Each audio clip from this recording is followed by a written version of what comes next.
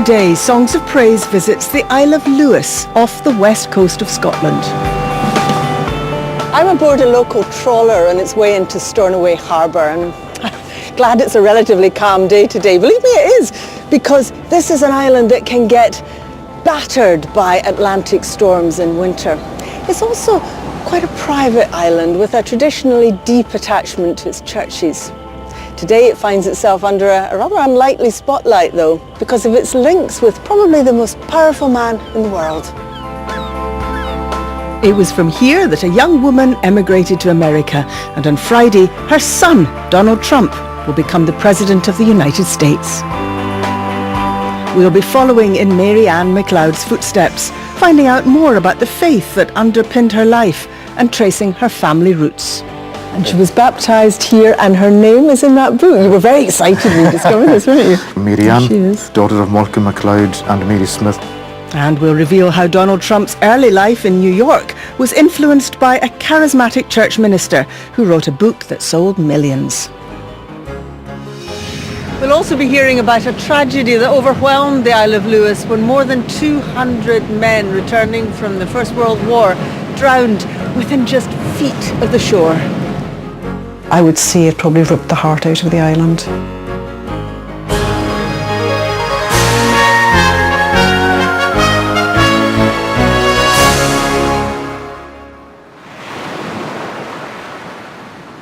Just look at this. Sky, sea, wind, the joy of Lewis. With that in mind, let's have our first hymn. It's by the American composer Dan Shute.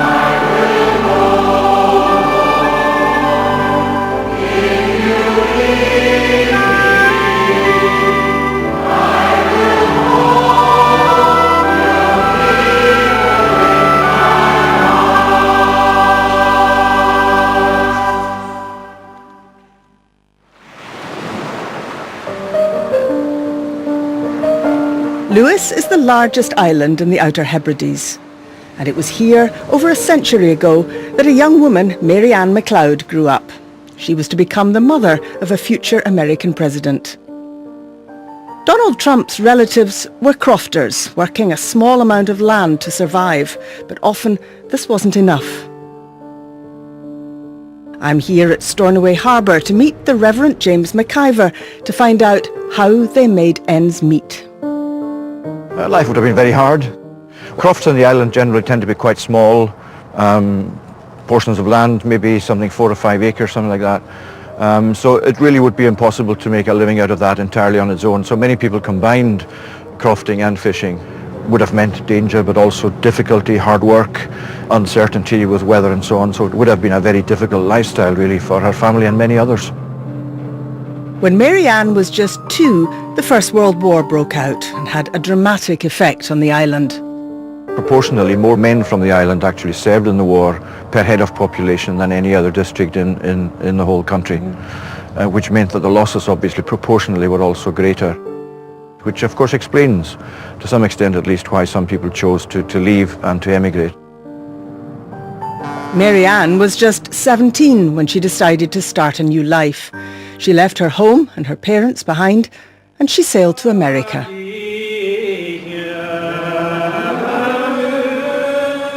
But Mary Ann, whose first language was Gaelic, would never forget the island or the Presbyterian faith that she grew up with.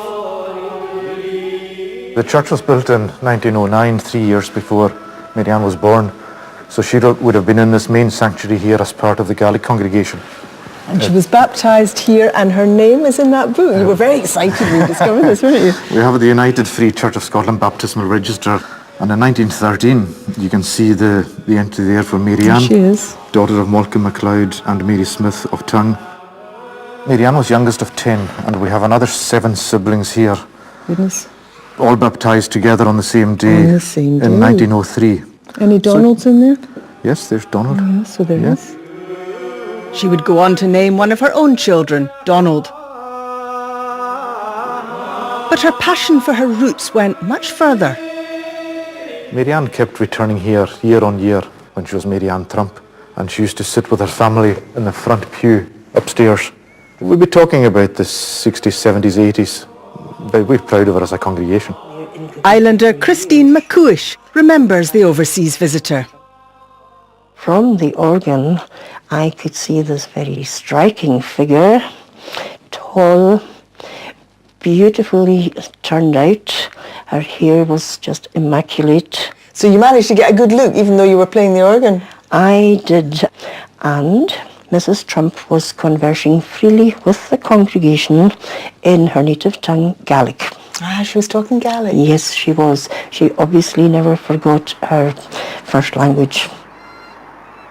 What values do you think she might have taken with her? Mary Ann's upbringing wouldn't have been easy. She would have developed a resilience that's characteristic of the Hebridean, and I think she'd have taken that with her to America.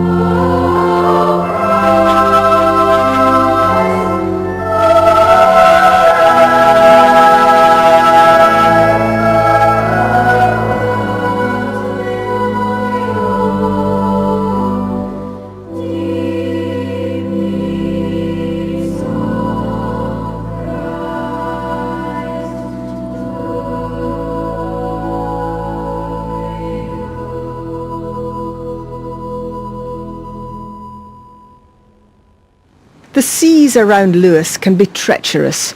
Donald Trump's own great-grandfather was drowned in a fishing accident. And shortly we'll hear about the worst maritime disaster to strike the island. But first, a hymn written in 1860 by William Whiting, who felt his life had been spared when his ship was almost claimed during violent seas.